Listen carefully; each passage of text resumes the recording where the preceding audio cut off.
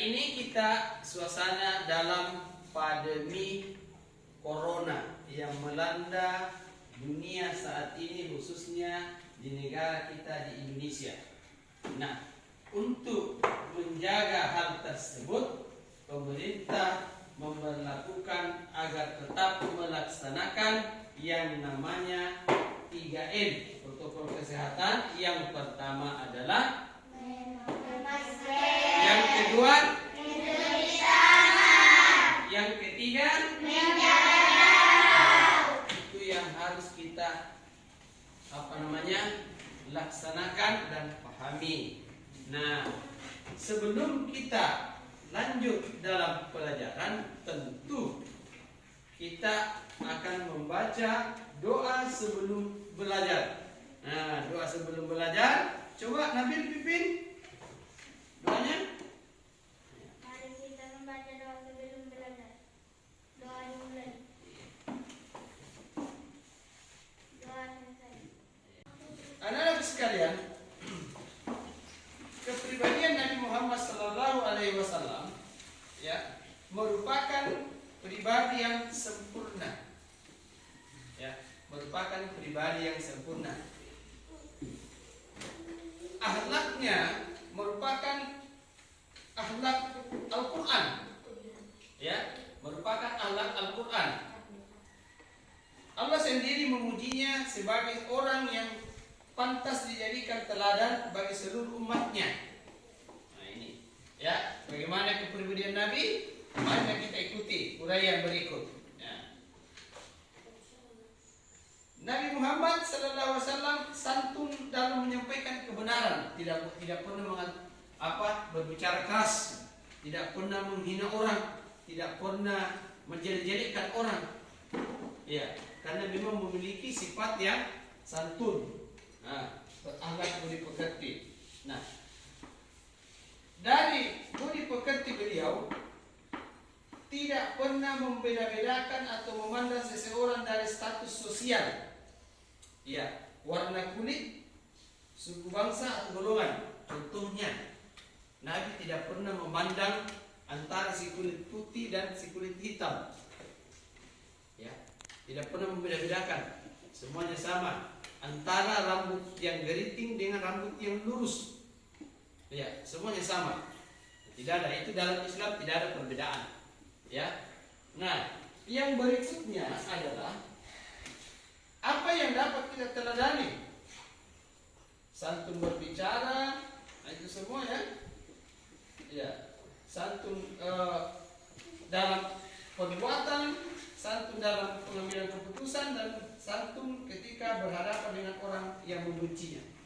Nah, itu adalah salah satu sifat dari Nabi yang patut kita teladani. Yang kedua, sifat mulia yang dimiliki oleh Nabi. Nah, ada beberapa sifat mulia yang dimiliki oleh Nabi. Nah, yang pertama adalah ya, sifat mulia yang dimiliki oleh Nabi. Satu, siddiq. Dua, tabligh.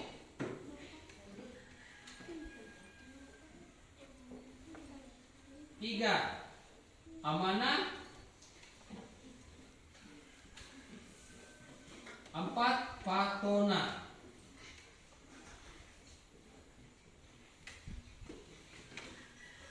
Nah, ini ya, fatona. Ini ada 4 ya, sifat mulia yang dimiliki oleh Nabi Muhammad Sallallahu Alaihi Wasallam. Yang pertama, siddiq. Siddiq artinya jujur. Ya. Gimana? Yang dimaksud dengan jujur itu adalah setiap perkataan dan perbuatan Nabi itu tidak pernah dusta. Ya. Tidak pernah. Nabi tidak pernah berbohong. Dia selalu mengatakan apa yang benar dan apa yang salah. Nah itu, dia memiliki sifat yang jujur. Itu dimaksud dengan siddiq, dalam artian jujur. Nah, yang kedua,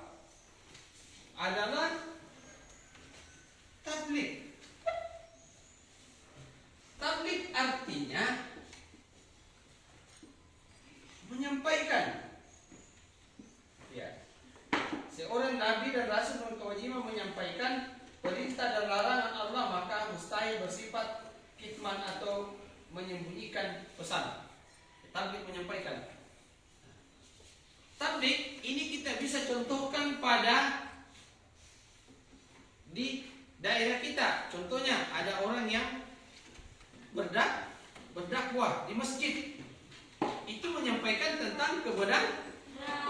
Makanya dikatakan tabligh. Tabligh adalah menyampaikan. Ya.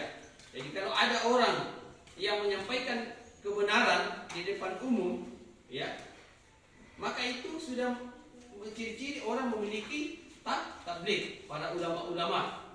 Nah ini, itu. Yang ketiga adalah amanah. Amanah artinya terpercaya. Yang dapat dipercaya. Kenapa dapat dipercaya? Kalau dia dikasih kepercayaan, dia melaksanakan dengan baik. Ya. Bukan tidak melaksanakannya. Ada orang yang kalau dikasih kepercayaan tidak melaksanakan, berarti itu bukan amanah. Tetapi yang amanah dimaksud adalah orang yang melaksanakan kepercayaan yang diberikan. Dan yang keempat adalah fatona. Fatona artinya bijaksana dan cerdas. Ya. Di mana masuk bijaksana? Tidak pernah membeda-bedakan antara satu dengan yang lain. Bijaksana dalam mengambil keputusan, walaupun ada sendiri. Kalau memang salah, disalahkan. Itu namanya bijaksana. Itu namanya bijaksana. Nah, yang berikutnya adalah di mana kita dapat, ya,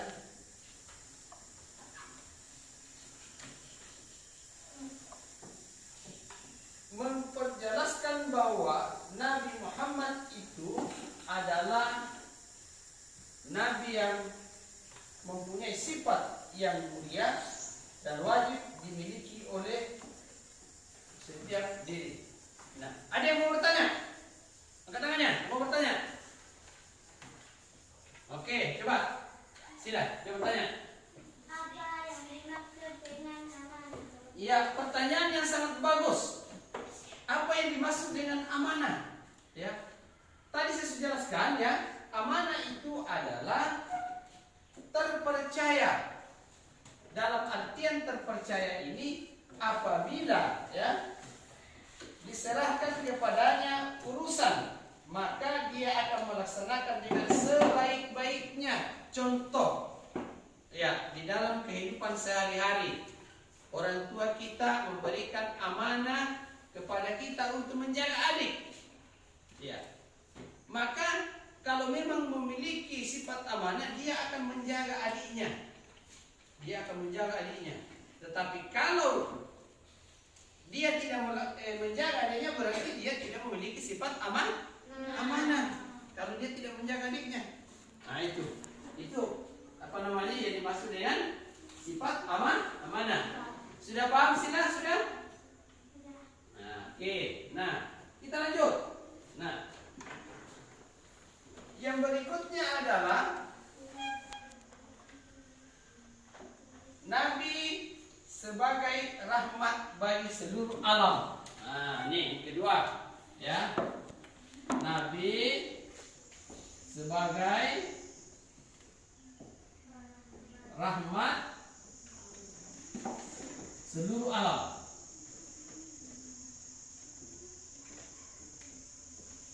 Nah, dikatakan Nabi rahmatan lil alamin.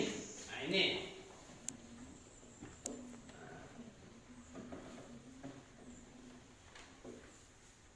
Sebagaimana dikatakan dalam surat Al-Anbiya ayat 107 yang berbunyi, "Wa ma arsalnaka illa rahmatan lil alamin."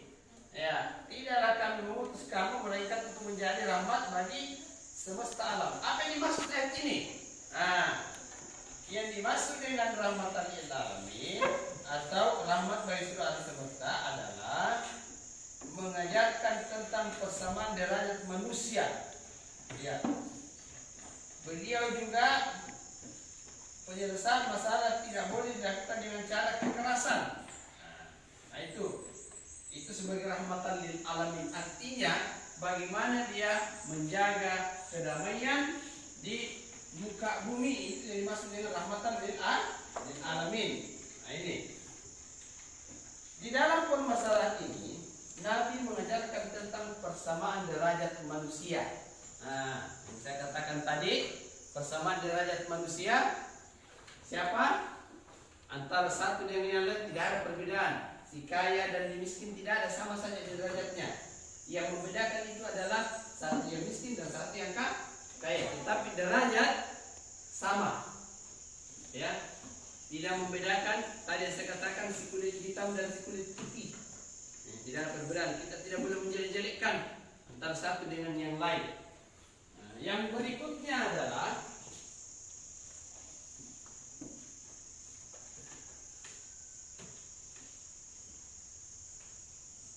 penyelesaian masalah tidak boleh dilakukan dengan kekerasan. Ya, contoh, kalau ada masalah di antara satu dengan orang tidak boleh diselesaikan dengan kekerasan waktu dengan satu kata-kata yang membuat orang lain tidak enak. Itu diselesaikan dengan cara damai. Ya. Bagaimana pengambilan keputusan itu tidak merugikan salah satu orang yang mempunyai masalah. Jadi berdasarkan ayat ini ya, kita dapat mengambil suatu hikmah bahwa apa yang dilaksanakan oleh Nabi itu adalah hal-hal yang dapat kita pelajari. Nah, sebagai garis besarnya ya, nih. Nah, untuk itu lebih pemahaman, saya akan memberikan lagi satu kegiatan.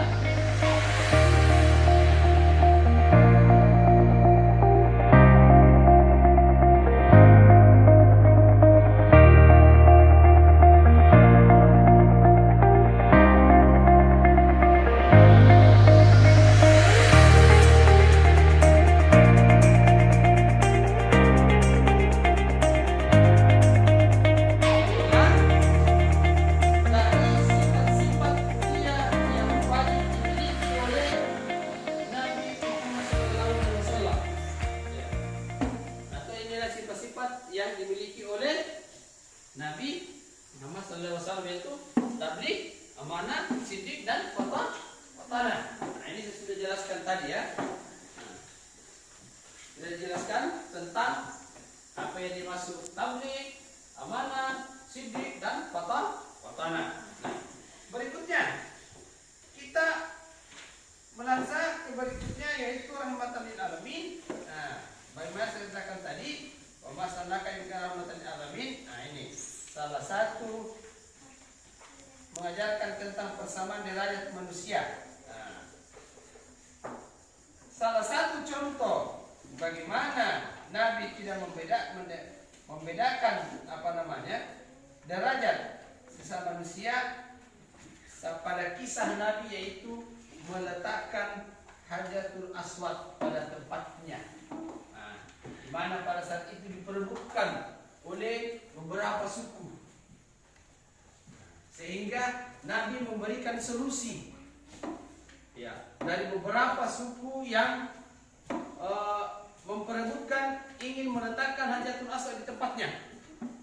Ya, Nabi mengeluarkan solusi untuk memecahkan masalahnya dengan cara Nabi mengatakan bahwa siapa yang duluan datang di masjid sholat subuh, maka dia yang berhak meletakkan Hajarul Aswad di tempatnya.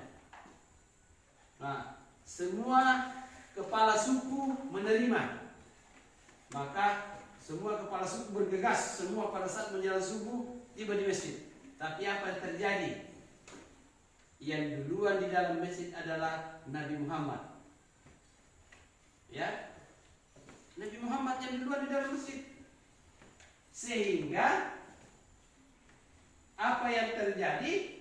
Yang berhak itu meletakkan adalah Nabi. Tapi Nabi tidak meletakkan sendiri. Bagaimana caranya Nabi? Mengambil kain putih, baru meletakkan Hajarul Aswad di dalam kain, baru seluruh kepala suku dipanggil memegang pinggir kain itu dan mengangkat secara bersama-sama. Nah, itulah yang dimaksud dengan Nabi tidak pernah membedakan derajat satu sama lain, tidak pernah membeda-bedakan. Nah, dia bersama-sama mengangkatnya. Nah, itu Nabi tidak pernah membedakan antara satu dengan yang lain. Nah,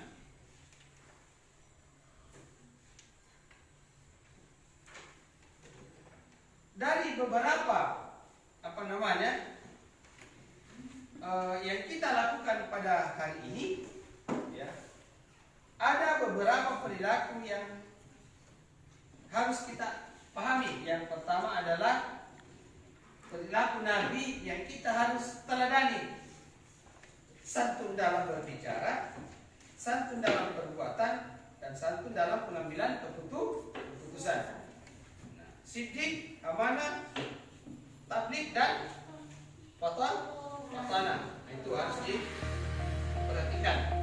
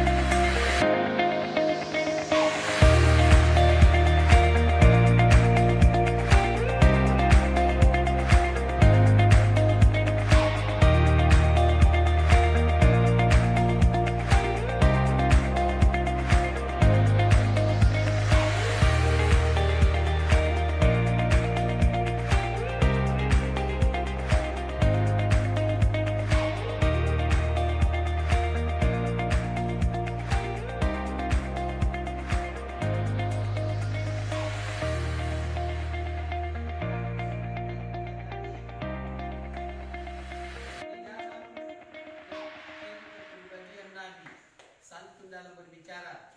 Bagaimana yang dikatakan santun dalam berbicara? Coba siapa yang bisa jelaskan santun dalam berbicara? Ya, yaitu berbicara dengan menggunakan kata-kata yang baik, tidak menggertak-gertak, ya, tidak keras dalam berbicaranya. Nah, itu salah satunya santun dalam berbicara. Yang berikutnya adalah santun dalam apa? Perbuatan. Jadi perbuatan itu harus sesuai dengan ajaran agama. Ya, salah satu perbuatan yang dibenci dalam agama adalah mencuri. Jadi sebelum kita mengambil sesuatu, kalau bukan kita punya, kita minta kepada yang mempunyai barang tersebut. Nah, ini. Nah, di dalam pembelajaran kita kali ini tentang kepribadian Nabi, kita minimal dapat mengambil beberapa contoh sikap sifat Nabi di dalam kehidupan sehari-hari, terutama santun dalam berbicara, ya. Nah, itu. Yang kedua adalah santun dalam pengambilan keputusan. Nah, ini santun dalam orang yang membencinya. Ya. Nah, ini itu yang harus kita perhatikan dan bisa kita ambil contoh dalam kehidupan sehari-hari.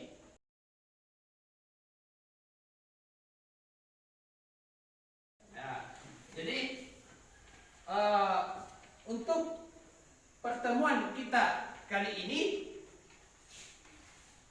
mungkin kita cukupkan sampai di sini.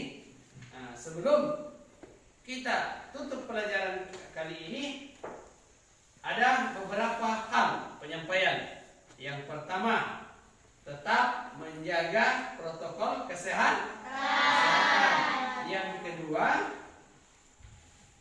rajin sholat. Yang ketiga, tetap semangat membantu orang tua. Yang berikutnya adalah rajin belajar di rumah.